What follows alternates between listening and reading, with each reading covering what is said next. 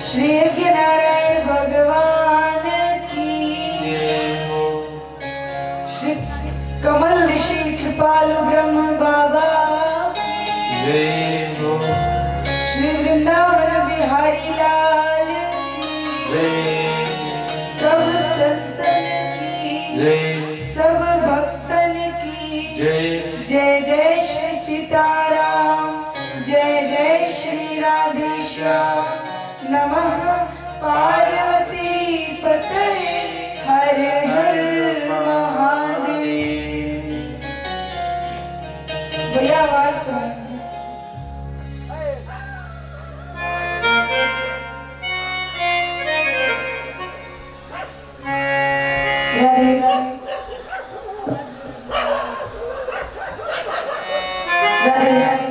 जय श्री राम। राधे राधे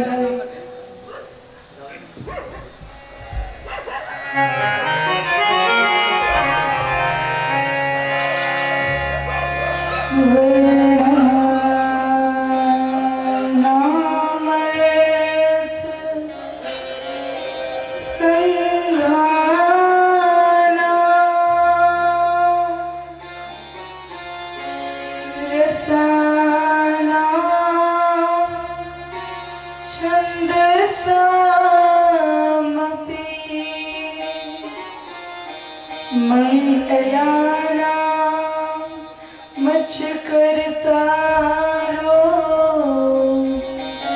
वंदे वाणी विनायको।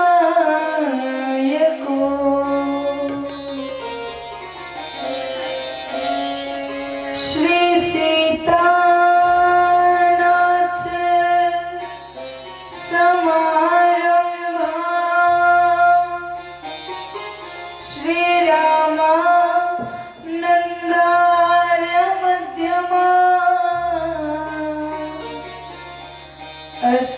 अस्मदाचार्य पर्यन्ता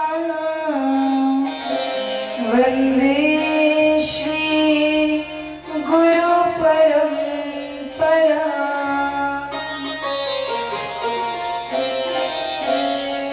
श्री गुरु चरण सरोज रज निज मन मुकुर सुधार। वरनौ रघुवर विमल यशो जो दायक फल चार। बुद्धिहीन तनु जानिके सुमिरहु पवन कुमार। बल बुद्धि विद्या देहु मोहि हरहु कलेश विकार। श्री राम कथा रस रसिक प्रभु श्री शंभुनाथ हनुमान। प्रेम सहित आसन धरहु सुनहु कथा करूं गान। सुनहु कथा करूं गान।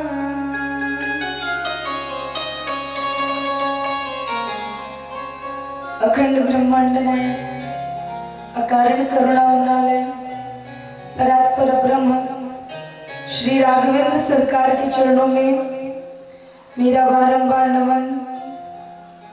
श्री यज्ञ नारायण भगवान के चरणों में बारंबार प्रणाम।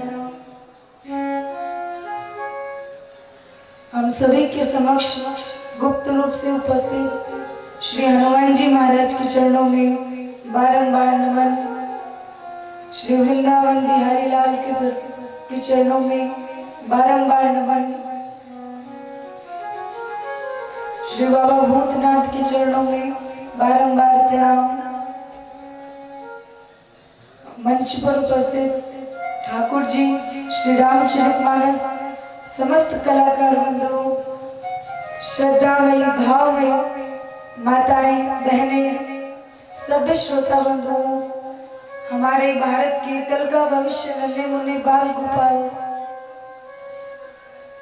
और जिनके माध्यम से इस कार्यक्रम का आयोजन हुआ, उस सभी समिति के लोग, और जहां तक भी मेरी आवाज जा रही है, आप सभी को मेरा साधुवाद। और आइए, कथा में प्रवेश करने से पहले 2 बार भगवान नाम संकीर्तन बड़े ही प्रेम से, भाव से, श्रद्धा से सभी लोग एक साथ बोलेंगे।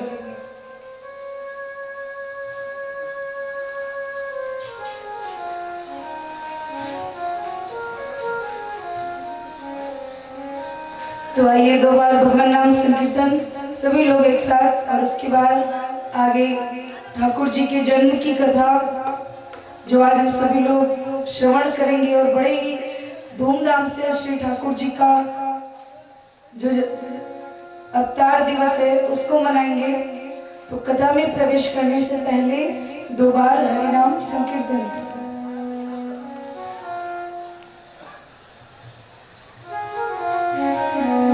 मैं तेरा तू मेरा राम, कोटि कोटि सब तुम्हें प्रणाम। मैं तेरा तू मेरा राम, कोटि कोटि सब तुम्हें प्रणाम। मैं तेरा मेरा राम, कोटि कोटि सा तुम्हें प्रणाम। मैं तेरा तू मेरा राम, कोटि कोटि सब तुम्हें प्रणाम। मैं तेरा तू मेरा राम, कोटि कोटि सा तुम्हें प्रणाम।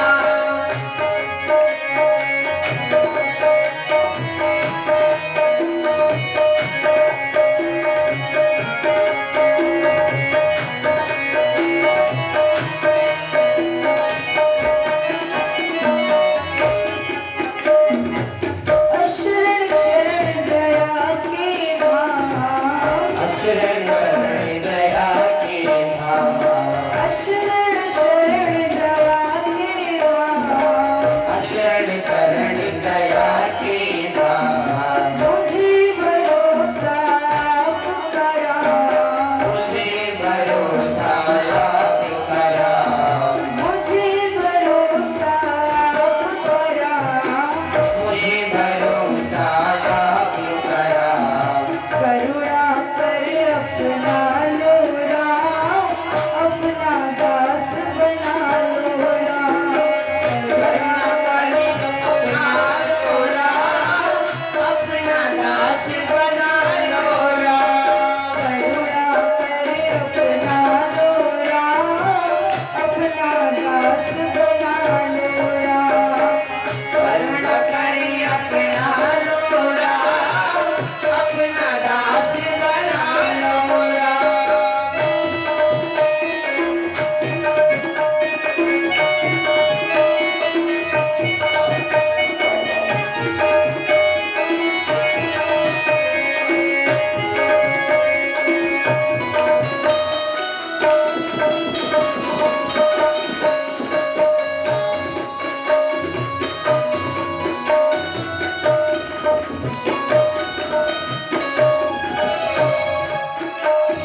मंगल भवन अमंगल हारी, मंगल भवन अमंगल हारी, मंगल भवन अमंगल हारी।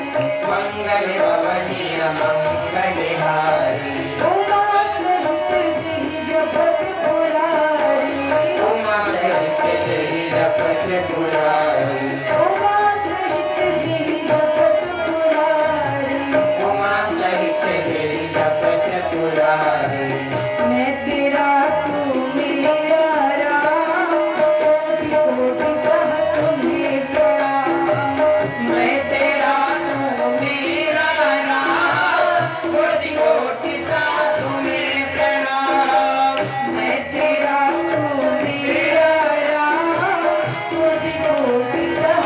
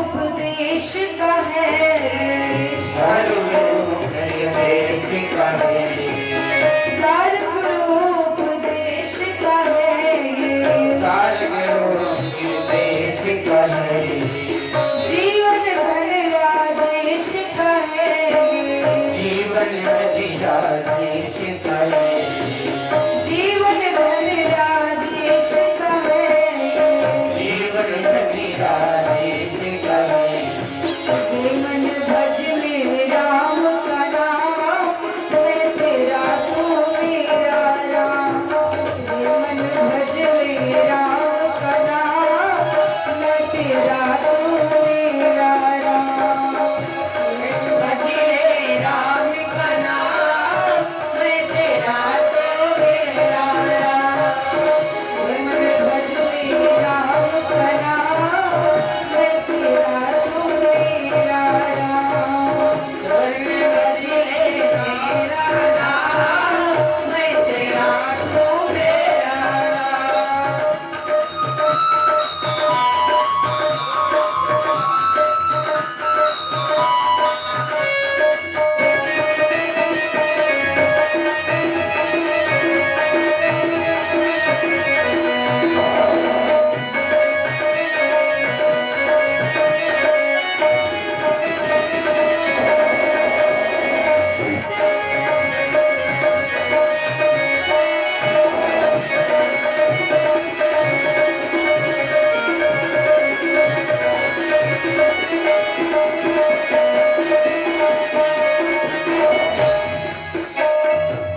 मैं तेरा तू मेरा राम, कोटि कोटि साधु में प्रणाम।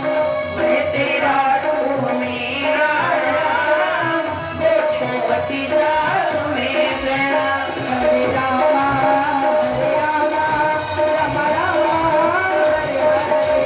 हरे राम राम राम, हरे राम राम राम, राम राम राम राम, राम राम राम राम। हरे रामा हरे राम, राम राम हरे हरे। हरे राम हरे राम, राम राम हरे हरे। हरे राम हरे राम, राम राम हरे हरे। हरे राम हरे राम, राम राम हरे हरे। राम राम हरे हरे, राम राम हरे हरे। राम राम हरे हरे, राम राम हरे हरे। राम राम हरे हरे।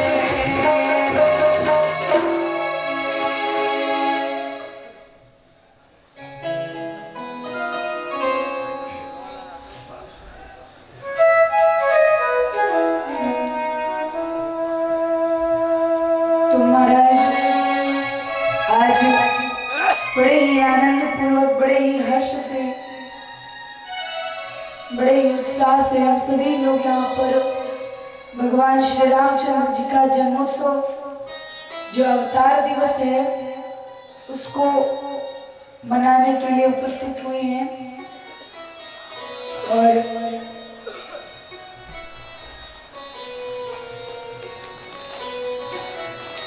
कल की कथा में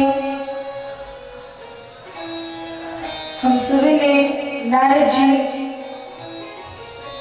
की कथा सुनी कि किस प्रकार से नारद जी एक कारण बने भगवान के अवतार लेने में। उसके बाद मनोज शतरूपा जी जिनकी भक्ति द्वारा ठाकुर जी प्रकट हुए,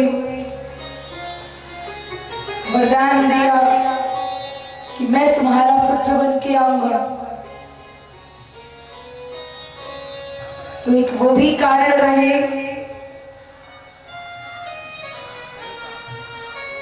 और महाराज एक कारण है प्रताप बालू।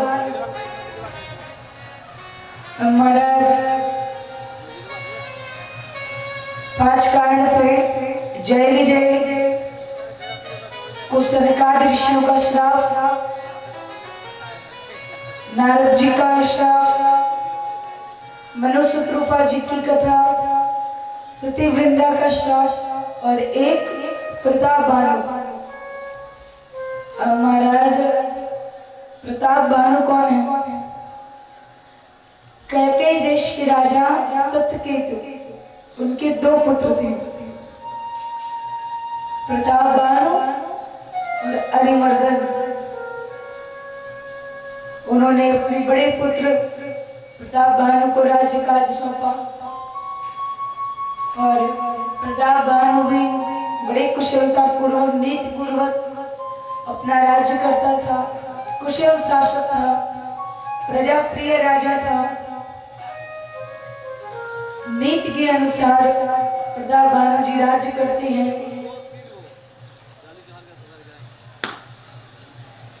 जो उनके पड़ोसी राजा थे और जो राजा थे उन सभी को भी उन्होंने जीत रखा था, अच्छे योद्धा भी थे। तो महाराज प्रताप भानु जी एक दिन शिकार पे निकले और शिकार करते करते उनको एक बड़ा सा सुअर दिखाई दिया और वो सुअर कौन था? राक्षस कालकेतु। अब महाराज प्रताप भानु जी ने देखा इतना बड़ा सुअर, इतनी बड़ी बड़ी आंखें और अनोखा था, वैसा उन्होंने कभी देखा ही नहीं था।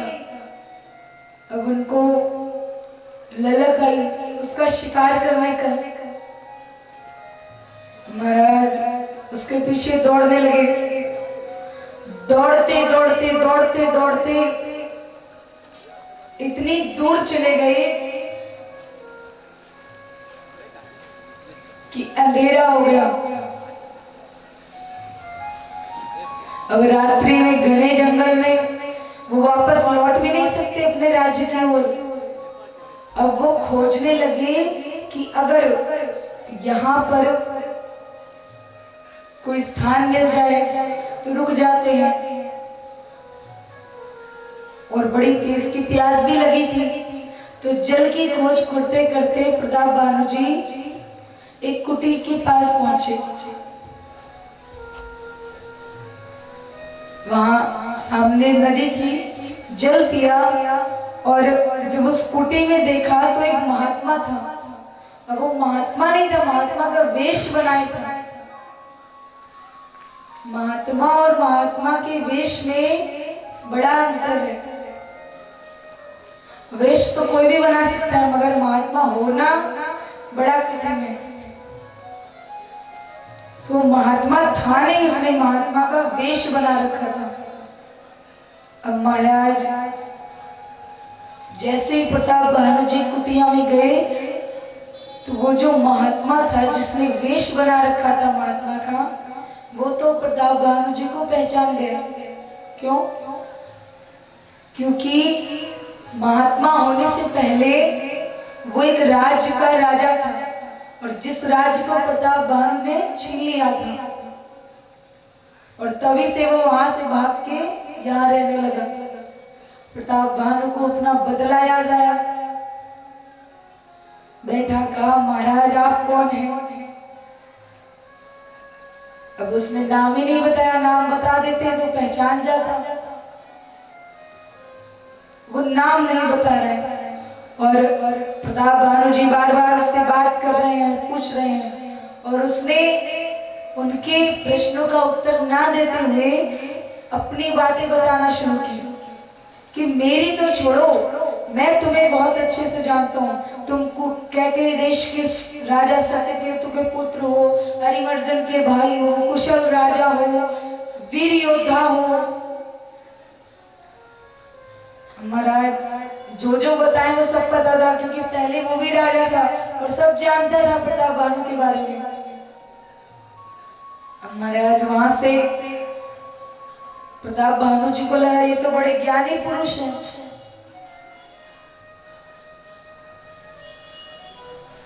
उन्होंने कहा हाँ महाराज आप तो एकदम सही पहचाने, मैं तो वही हूँ। उन्होंने कहा वही तो मैं कह रहा हूँ, और तुमने तो देवताओं को भी जीत रखा है, तो अगर तुम कहो तो मैं तुम्हें इतनी सिद्धि दिला सकता हूँ कि तुम जो ब्राह्मण है उनके मन को भी जीत लोगे, उनको भी जीत जाओगे। और जब ब्राह्मणों को जीत जाओगे तो सबसे ज्यादा डर ब्राह्मणों का ही रहता है, कब श्राप दे दे, कब क्रोधित हो जाए। तो तुम इतने सिद्ध कर दूंगा मैं तुमको कि तुम्हारे आगे ब्राह्मण भी नहीं टिक पाएंगे। प्रताप भानु जी को लगा अच्छी बात है, एक उन्हीं से तो मैं डरता हूँ, बाकी तो देवताओं को जीत रखा, आधे से ज्यादा राज्य जीत लिए, राजाओं को परास्त कर चुका, अब क्या चाहिए। लेकिन ब्राह्मण, तो महाराज प्रताप भानु को वो राजा धीरे धीरे करके अपने जो माया जाल था उसका उसमें फंसा लेता है। और महाराज बातें करते करते उसको इतना बहका देता है और कहता है कि अगर तुम कहो तो मैं तुम्हारे यहाँ आकर के और वो मंत्र, वो जो भी कला होगी, जिस भी प्रकार सिद्धि प्राप्त करनी होगी, वो कार्य मैं तुम्हारा कर दूंगा। प्रताप भानु जी ने कहा तो और अच्छी बात है। और बड़ा पूछने पर जब सारी बातें कर ली, जब समझ गया कि अब प्रताप भानु एकदम मेरे वश में है, मेरी बातों में फंस चुके हैं, तब उसने अपना नाम बताया कि मैं एक केतु हूं। इतने दिनों से क्यों? क्योंकि मैं बहुत दिन से, एक तनु मेरा नाम है। एक तनु क्यों कहा? जब से पृथ्वी का अवतरण हुआ, जब से पृथ्वी आई, जब से प्रकृति आई, जब से पहले जो स्त्री पुरुष थे हुए, तब से मैं रह रहा हूँ, इसीलिए मेरा नाम एक तनु है। अभी तक मैं मरा नहीं, मैं अमर हूँ। और ऐसे कर करके, बड़ाई कर करके प्रताप भानु को अपने वश में कर लिया। अब तो प्रताप भानु प्रणाम करने लगा, समझ गया प्रताप भानु की ये तो बड़े सिद्ध महात्मा हैं, वास्तव में बड़ी सिद्धि है इनके पास। अब तो महाराज रात्रि भी होती है और जैसा कि उस राक्षस ने कहा था कि मैं तुम्हारे यहाँ के वो कार्य करूंगा, कौन सा कार्य? कि मैं सिद्धि जो भी होगी वो मंत्र घोल के भोजन बनाऊंगा और तुम बस ब्राह्मणों को बुलवा करके वो भोजन करवा देना। तो वैसे प्रताप भानु ने कहा ठीक है। सो गया। अपनी माया के प्रभाव से जो राक्षस सुअर बन के घूम रहा था, दोनों लोग मिली भगत थी, कालकेतु और उसकी। तो महाराज कालकेतु को बुलाया, उसने माया से जाकर के राजा सोया कुटिया में तब पहुंचा दिया उसके महल में। राजा प्रातः उठा, उसने देखा हम तो अपने महल में पहुंच गए। उसको लगा वास्तव में महात्मा जी बड़े सिद्ध हैं, अपनी सिद्धि के बल पर मुझे घर भी पहुंचा दिया।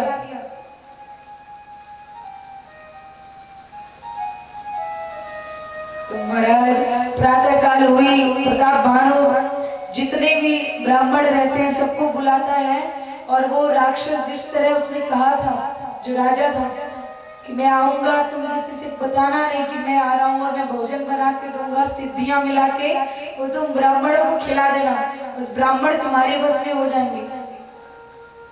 तो वैसा ही जब वो आया तो प्रताप भानु पहचान गया कि वही है। महाराज भोजन की कौन कहे, उसने मांस आदि सब मिला करके भोजन बनाया और ब्राह्मणों के आगे जब परोसा गया तो जैसे ही परोसा आकाशवाणी हो गई कि ये भोजन मत करना, इस राजा ने इसमें मांस मिला रखा है, जीव जंतुओं का, ब्राह्मणों का। आजकल तो एक फैशन जैसा चल गया है कि जैसे जो मांस नहीं खाते वो कलियुगी नहीं है, वो हाई लेवल के लोग नहीं हैं। अभी आज सुबह मैंने न्यूज में या कहीं सुना एक वायरस जो कि शायद चीन से उत्पन्न हुआ है और ये सिर्फ और सिर्फ मांस की वजह से, जो वहां मांस मंडी लगती थी उसी वजह से, उसका कुछ नाम है, मुझे अभी याद नहीं आ रहा, लेकिन उस वायरस की चपेट में अभी तक बहुत सारे लोग हैं जो मर चुके हैं। कई लोग ग्रसित हैं, अभी उससे हॉस्पिटल में एडमिट हैं, सिर्फ और सिर्फ मांस की वजह से। वहां की मांस मंडी जो थी उसको भी शायद बैन कर दिया गया है। और भगवान ने इतनी चीजें बनाई है खाने के लिए, वो खाओ। मांस खाने से कोई अमर तो हो नहीं जाओगे ना, मांस खाने से तुम्हें सीधे वैकुंठ में निवास मिलेगा कि भगवान खुद रथ लेके आएंगे कि भाई तू मांस खाता है, चल मेरे साथ। हाँ, यमराज जरूर आएंगे।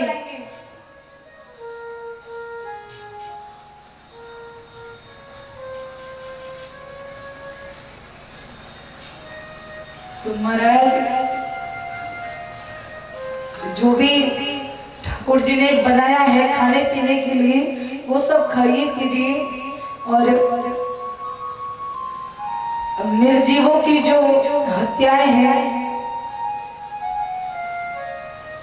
ये बंद करिए और करवाइए भी, प्रयास करिए।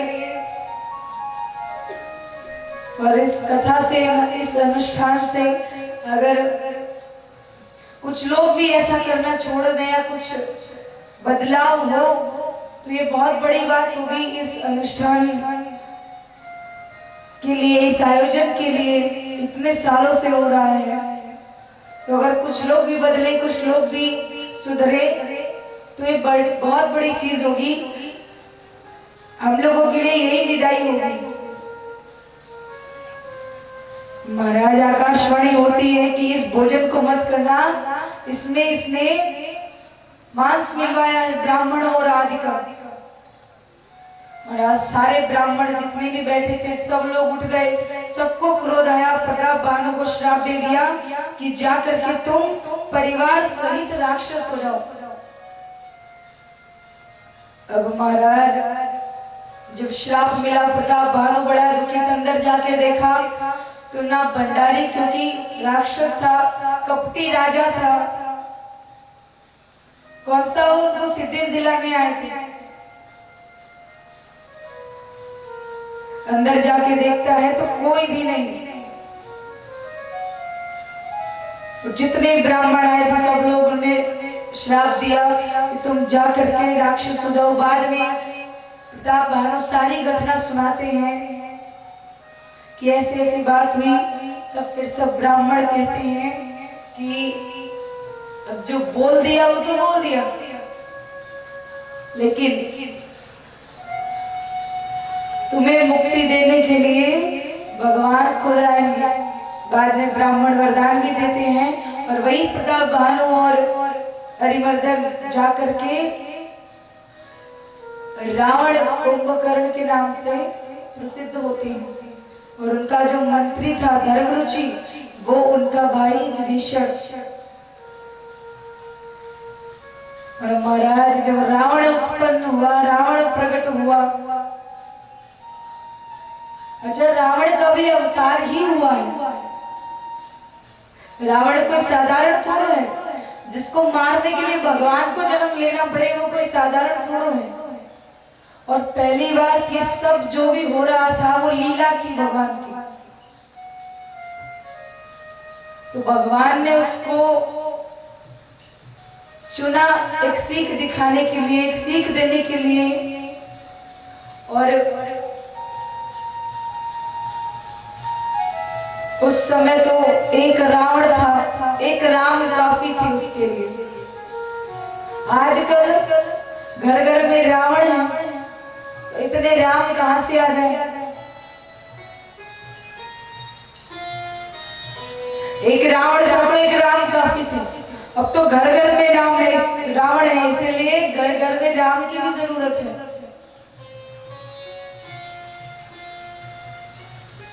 आए दिन कहीं कुछ हो गया, कहीं कुछ हो गया, कितना कोई रोके।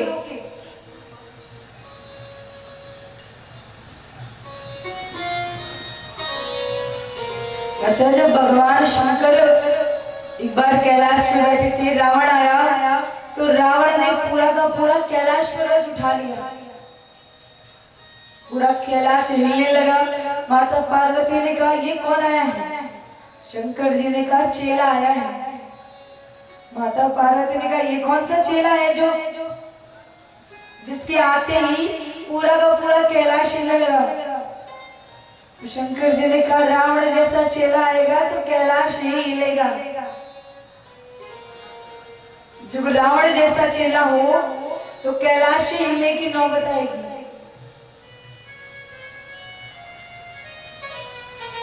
अब तो महाराज रावण का अत्याचार कोई नहीं सह पा रहा। धरती माता परेशान, देवी देवता परेशान,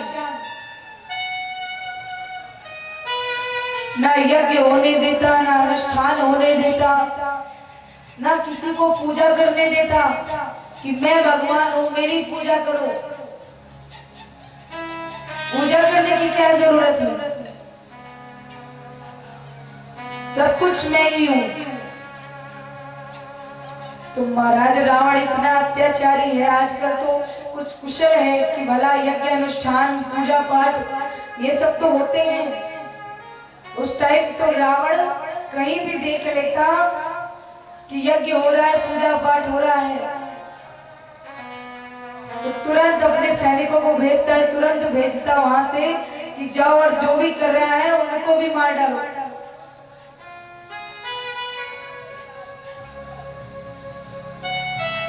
पूरी धरती हाहाकार मच रखा था रावण के अत्याचारों से।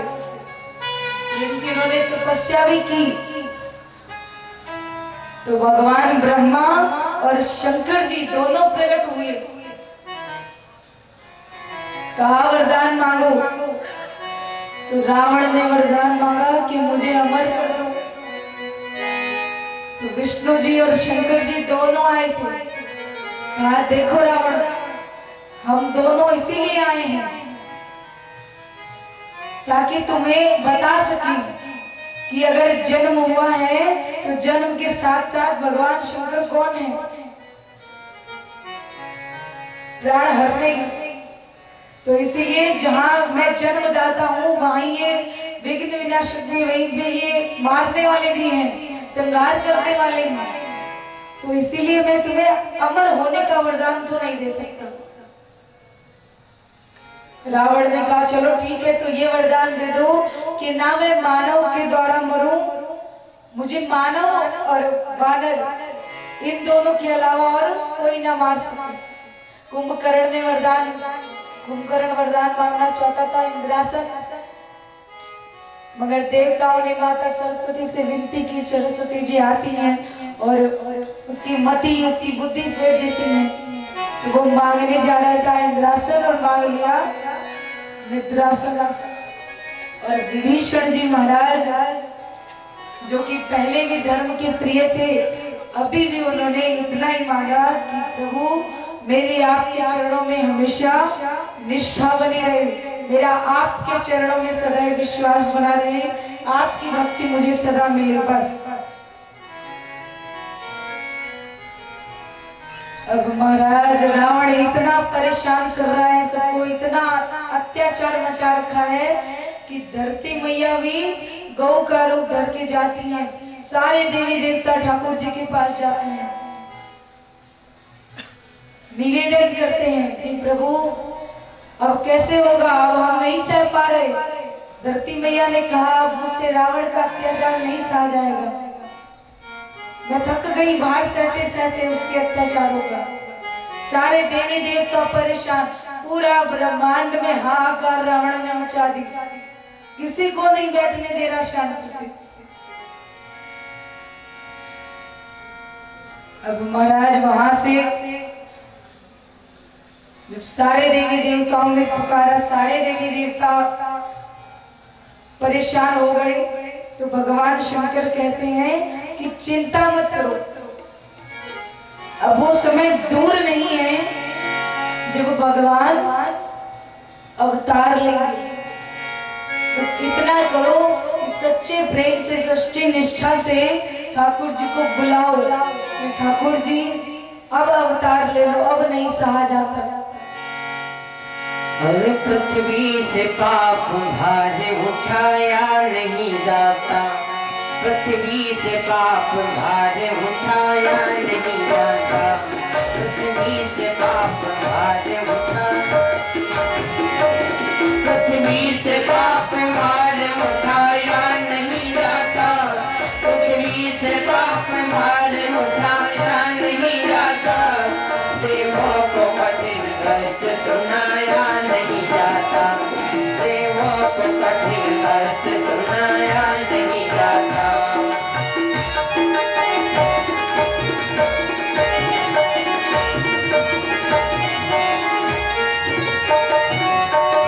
मोह बंद कलम बंद सब बंद कारोबार, मोह बंद कलम बंद सब बंद कारोबार, अपना ही कमाया हुआ खाया नहीं जाता, अपना ही कमाया हुआ खाया नहीं जाता, अपना ही कमाया हुआ खाया नहीं जाता।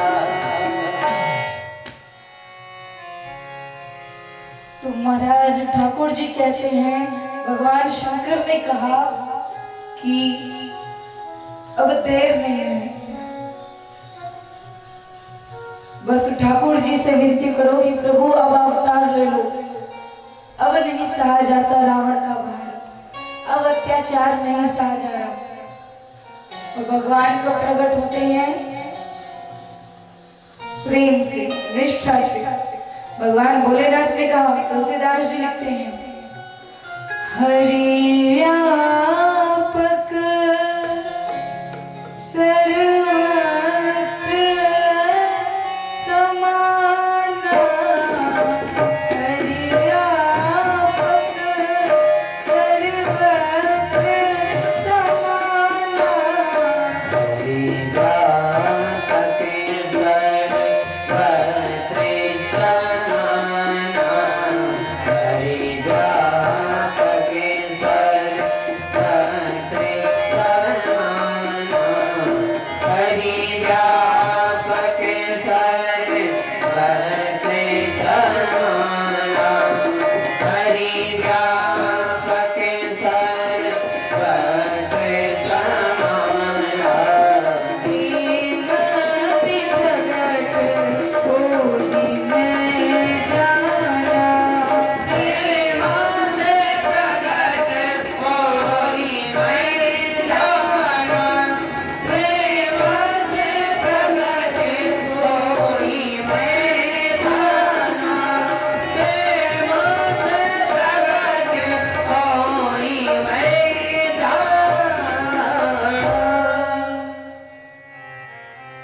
प्रेम के प्रकट हो ही मैं जाना। और उसी प्रेम के कारण पता नहीं कितनों का उद्धार हुआ, कितनों पर कृपा हुई।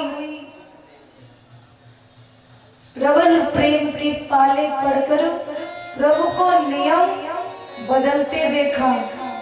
अपना मान टले टल जाए पर भक्त का मान न टलते देखा। श्री ठाकुर जी जो कभी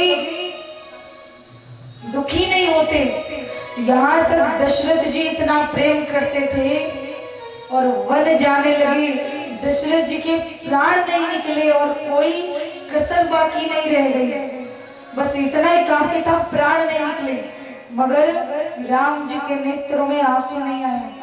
और वही राम भक्ति के कारण जटायु जी को अपनी गोद में लेकर के रोते हैं, आंसू बहाते हैं।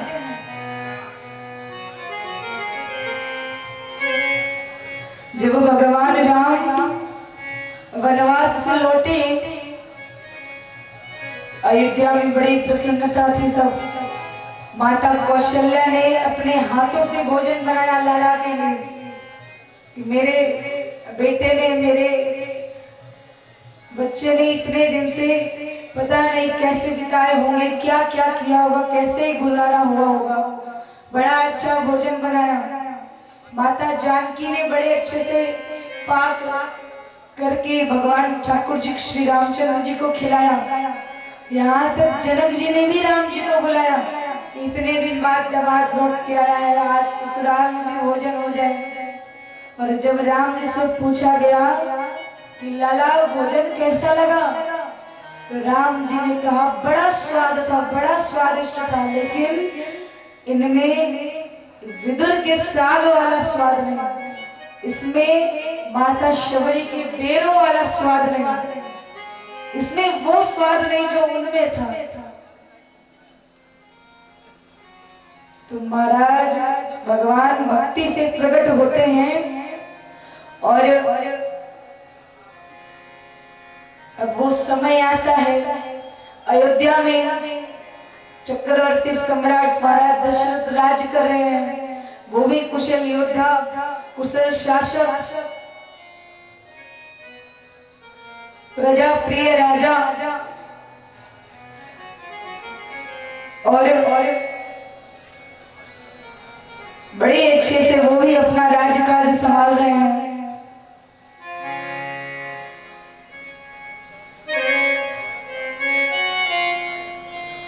लेकिन उनके यहाँ पर बस एक चीज की कमी है। क्या?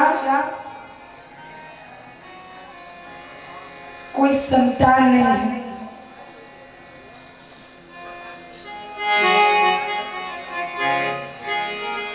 एक दिन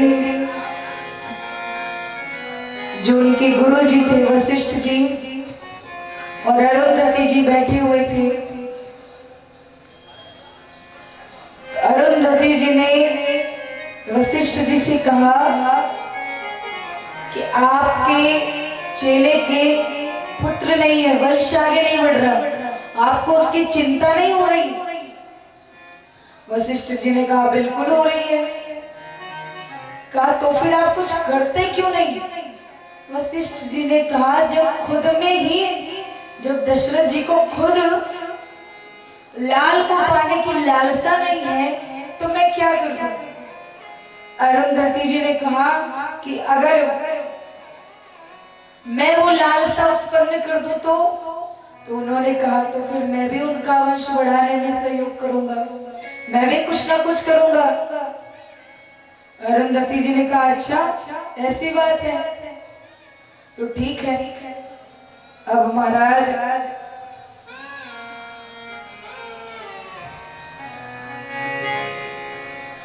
अरुंधति जी दशरथ जी के महल में जाती हैं।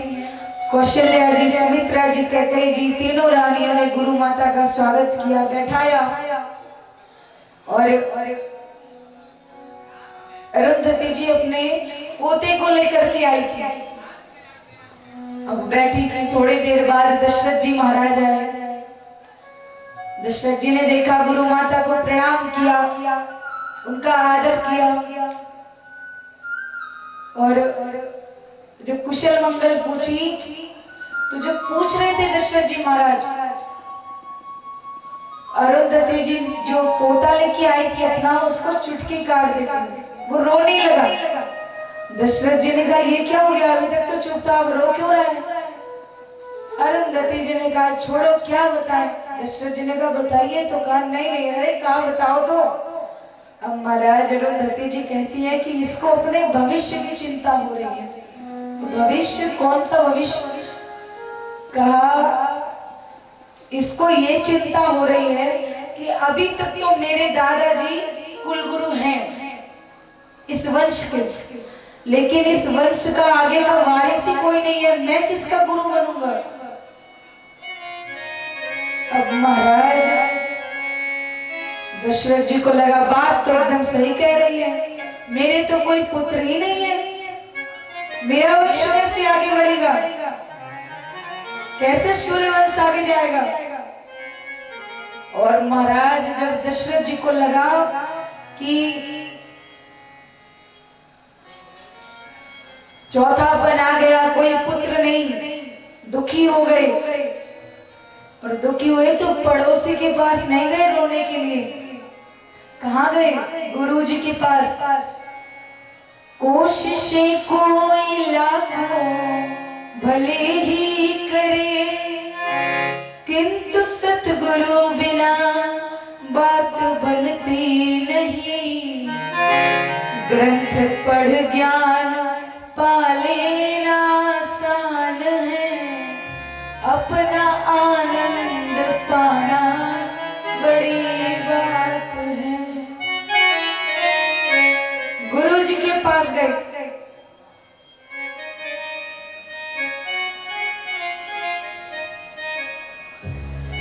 एक बार भूपति मन माही, एक बार भूपति मन माही, एक बार भूपति मन माही, एक बार भूपति मन माही, एक बार भूपति मन माही, एक बार भूपति मन माही।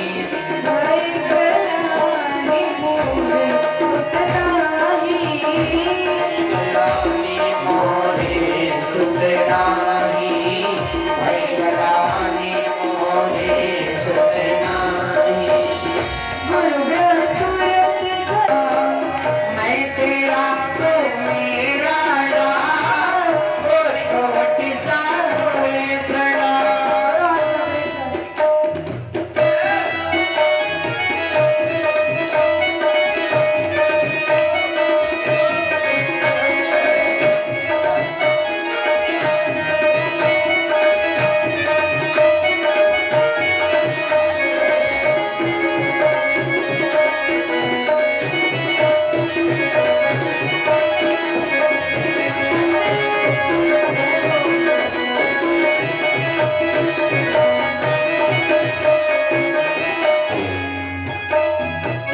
चारों ओर निराशा हो जब, चारों ओर निराशा हो जब, चारों ओर निराशा हो जब, चारों ओर निराशा हो जब, शेष न कोई आशा हो जब, शेष न कोई आशा हो जब, शेष न कोई आशा हो जब, शेष न कोई आशा हो जब, तब फिर बोलो एक ही नाम, जय सिया राम, जय जय सिया राम। बोलो एक ही नाम, जय सिया राम, जय सिया राम। तब फिर बोलो एक ही नाम,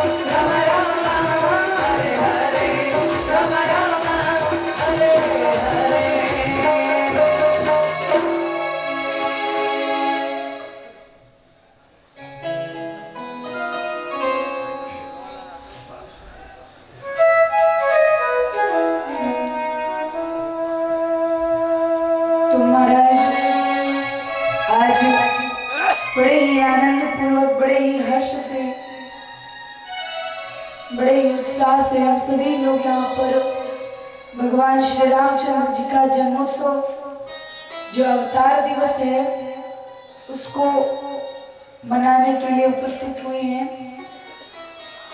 और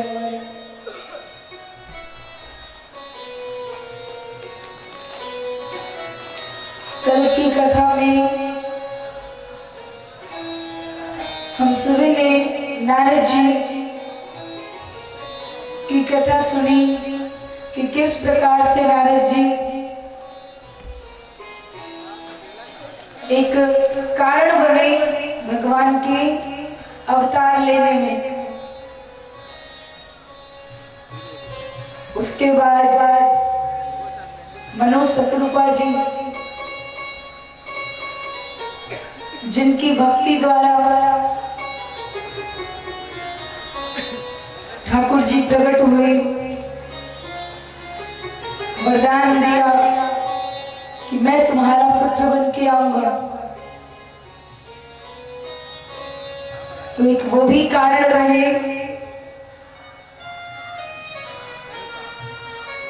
और महाराज एक कारण है प्रताप भानु। महाराज 5 कारण थे। जय विजय को सनकादिक ऋषियों का श्राप, नारद जी का श्राप, मनु शतरूपा जी की कथा, सती वृंदा का श्राप और एक प्रताप भानु।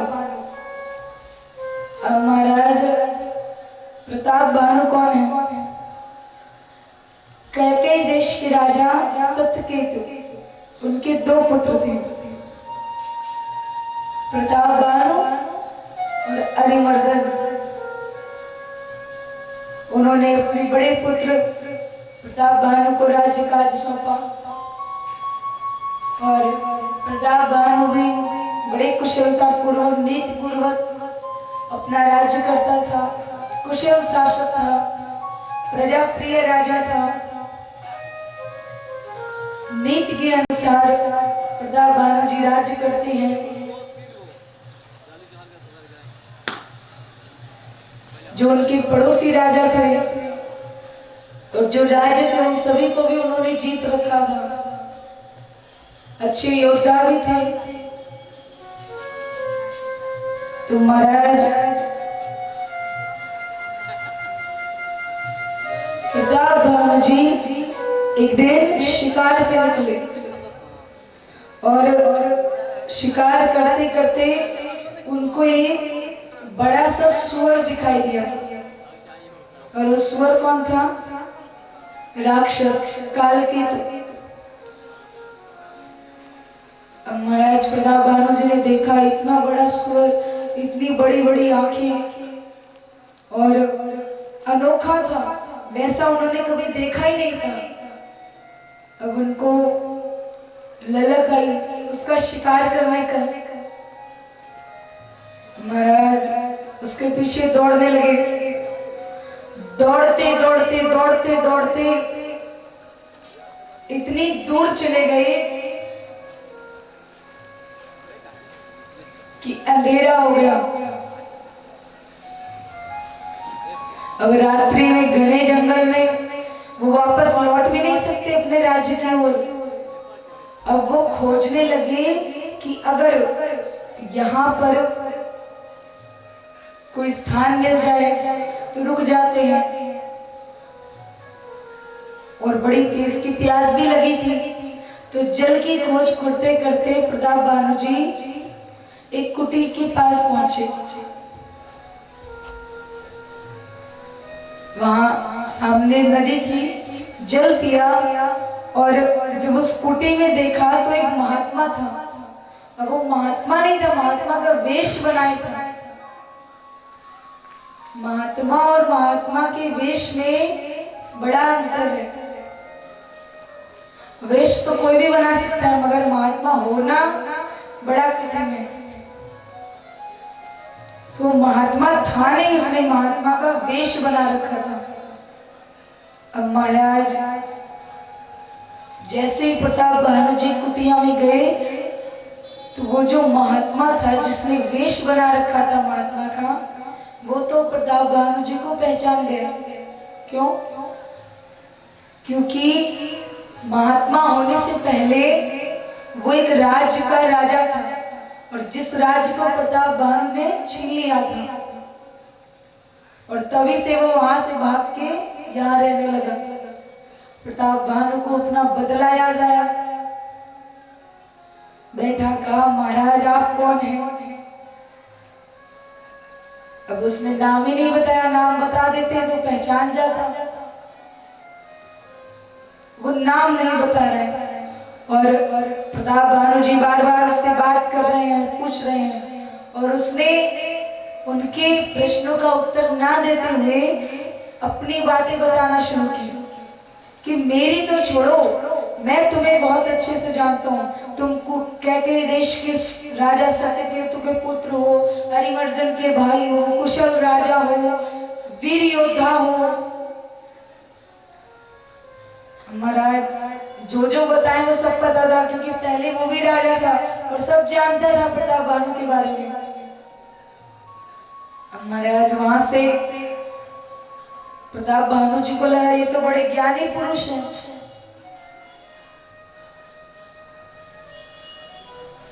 उन्होंने कहा, हाँ महाराज आप तो एकदम सही पहचाने, मैं तो वही हूं। उन्होंने कहा, वही तो मैं कह रहा हूं, और तुमने तो देवताओं को भी जीत रखा है। तो अगर तुम कहो तो मैं तुम्हें इतनी सिद्धि दिला सकता हूं कि तुम जो ब्राह्मण हैं उनके मन को भी जीत लोगे, उनको भी जीत जाओगे। और जब ब्राह्मणों को जीत जाओगे तो सबसे ज्यादा डर ब्राह्मणों का ही रहता है, कब श्राप दे दे, कब क्रोधित हो जाए। तो तुम इतने सिद्ध कर दूंगा मैं तुमको कि तुम्हारे आगे ब्राह्मण भी नहीं टिक पाएंगे। प्रताप भानु जी को लगा अच्छी बात है, एक उन्हीं से तो मैं डरता हूँ, बाकी तो देवताओं को जीत रखा, आधे से ज्यादा राज्य जीत लिए, राजाओं को परास्त कर चुका, अब क्या चाहिए। लेकिन ब्राह्मण, तो महाराज प्रताप भानु को वो राजा धीरे धीरे करके अपने जो माया जाल था उसमें फंसा लेता है। और महाराज बातें करते करते उसको इतना बहका देता है और कहता है कि अगर तुम कहो तो मैं तुम्हारे यहाँ आकर के और वो मंत्र, वो जो भी कला होगी, जिस भी प्रकार से सिद्धि प्राप्त करनी होगी, वो कार्य मैं तुम्हारा कर दूंगा। प्रताप भानु जी ने कहा तो और अच्छी बात है। और बड़ा पूछने पर जब सारी बातें कर ली, जब समझ गया कि अब प्रताप भानु एकदम मेरे वश में हैं, मेरी बातों में फंस चुके हैं, तब उसने अपना नाम बताया कि मैं एक केतु हूं। इतने दिनों से क्यों? क्योंकि मैं बहुत दिन से, एक तनु मेरा नाम है। एक तनु क्यों? कहा जब से पृथ्वी का अवतरण हुआ, जब से पृथ्वी आई, जब से प्रकृति आई, जब से पहले जो स्त्री पुरुष थे हुए, तब से मैं रह रहा हूँ, इसीलिए मेरा नाम एक तनु है। अभी तक मैं मरा नहीं, मैं अमर हूँ। और ऐसे कर करके, बड़ाई कर करके प्रताप भानु को अपने वश में कर लिया। अब तो प्रताप भानु प्रणाम करने लगा, समझ गया प्रताप भानु की ये तो बड़े सिद्ध महात्मा हैं, वास्तव में बड़ी सिद्धि है इनके पास। अब तो महाराज रात्रि भी होती है, और जैसा कि उस राक्षस ने कहा था कि मैं तुम्हारे यहाँ के वो कार्य करूंगा। कौन सा कार्य? कि मैं सिद्धि जो भी होगी वो मंत्र घोल के भोजन बनाऊंगा, और तुम बस ब्राह्मणों को बुलवा करके वो भोजन करवा देना। तो वैसे प्रताप भानु ने कहा ठीक है। सो गया। अपनी माया के प्रभाव से जो राक्षस सुअर बन के घूम रहा था, दोनों लोग मिली भगत थी, कालकेतु और उसकी। तो महाराज कालकेतु को बुलाया, उसने माया से जाकर के राजा सोया कुटिया में तब पहुंचा दिया उसके महल में। राजा प्रातः उठा, उसने देखा हम तो अपने महल में पहुंच गए। उसको लगा वास्तव में महात्मा जी बड़े सिद्ध हैं, अपनी सिद्धि के बल पर मुझे घर में पहुंचा दिया।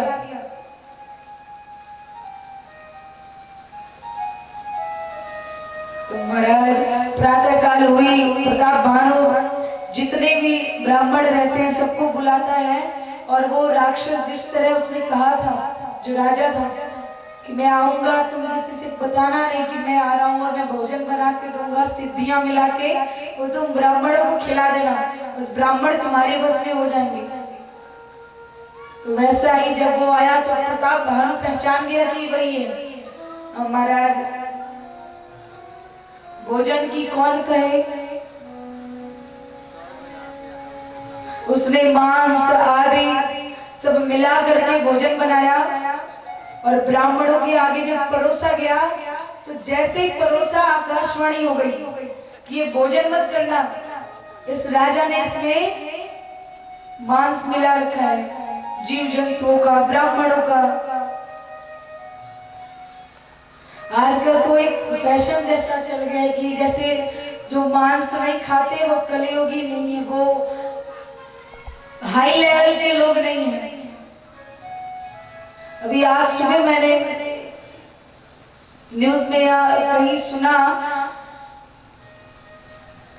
एक वायरस जो कि शायद चीन से उत्पन्न हुआ है, और ये सिर्फ और सिर्फ मांस की वजह से, जो वहां मांस मंडी लगती थी उसी वजह से।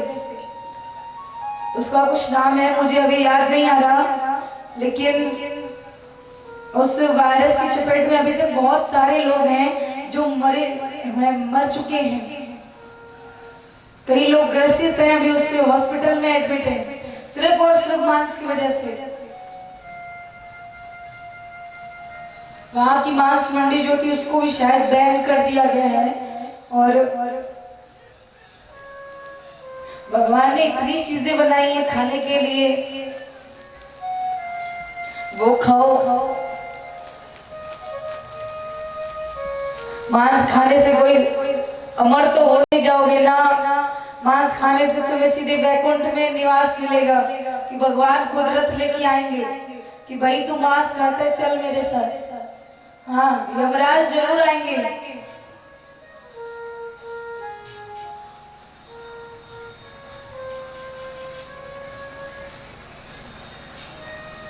तो महाराज जो भी ठाकुर जी ने बनाया है खाने पीने के लिए, वो सब खाइए पीजिए, और निर्जीवों की जो हत्याएं हैं ये बंद करिए और करवाइए भी, प्रयास करिए।